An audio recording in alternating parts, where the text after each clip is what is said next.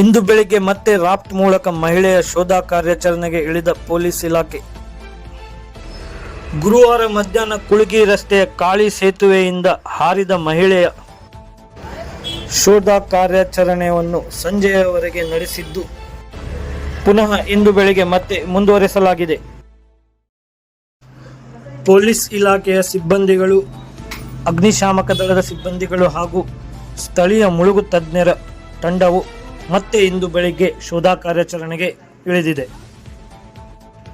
ಈ ಸಂದರ್ಭದಲ್ಲಿ ಪೊಲೀಸ್ ಅಧಿಕಾರಿಗಳು, ಅಗ್ನಿಶಾಮಕ ದಳದ ಅಧಿಕಾರಿಗಳು, ತಹಶೀಲ್ದಾರ್ ಶೈಲೇಶ್ ಪರಮಾನಂದರವರು ಮತ್ತು ನಗರಸಭಾ ಸದಸ್ಯೆ ಸರಸ್ವತಿ ರಜಪೂತ್ ಅವರು ಉಪಸ್ಥಿತರಿದ್ದರು.